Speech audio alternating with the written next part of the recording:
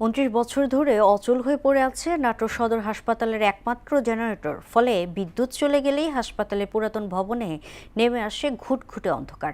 অসহনীয় গরমে চিকিৎসা নিতে এসে অনেক রোগী উল্টো আরও বেশি দুর্ভোগের শিকার হচ্ছেন।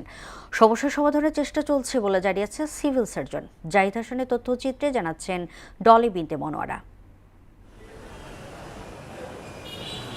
১৯৯৫ সালে নাটোর সদর হাসপাতালটিকে ৫০ শয্যা থেকে ১০০ শয্যায় উন্নীত করার সময় একটি জেনারেটর স্থাপন করা হয়। তবে সেটি মাত্র ২.৫ বছর সচল থাকার পর বিকল হয়ে যায়। এরপর থেকে দীর্ঘ প্রায় ২৯ বছর ধরে জেনারেটরটি অচল অবস্থায় পড়ে আছে।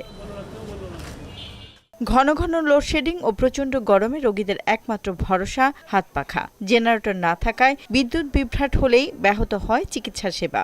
সবচেয়ে বেশি ভোগান্তিতে পড়ছে শিশু ওয়ার্ডের রোগীরা। বিদ্যুৎ না থাকলে গরমে অস্থির হয়ে কান্নাকাটি করে শিশুরা। এতে বিপাকে পড়েন তাদের অভিভাবকরাও। দ্রুত এই সমস্যার সমাধান চান তারা।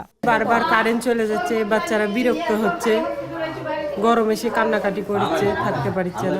জেনারেটর কোনো ব্যবস্থা করতেছে না, গরমে থাকতে পারতেছে না। খুবই কষ্ট, গরমের ভিতরে এভাবে থাকা সম্ভব? জেনারেটর নাই, কিছু নাই, এখানে কোনো কারেন্টের ব্যবস্থা নাই। অল্প কিছুক্ষণ পর পরই কারেন্ট চলে যাচ্ছে। এই যা তো কোনো সুযোগ সুবিধার কোনো কিছুই নাই। একটা মানুষ যে কি জীবন বিপন্ন হয়ে উঠছে, দেখেন কখন কে মরে যাবে তার ঠিক নাই। হাসপাতালের পুরাতন ভবনে এখনো সিঙ্গেল ফেজ বিদ্যুৎ লাইনের মাধ্যমে বিদ্যুৎ সরবরাহ করা হচ্ছে। ডাবল ফেজ সংযোগের জন্য নেসকোকে চিঠি দেওয়ার কথা জানান সিভিল সার্জন।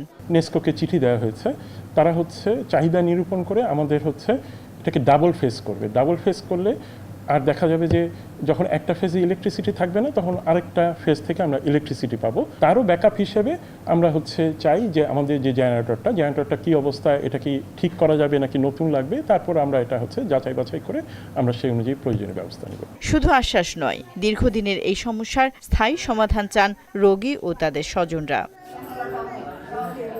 ডলি বিনতে মনোয়ারা, মোহনা সংবাদ।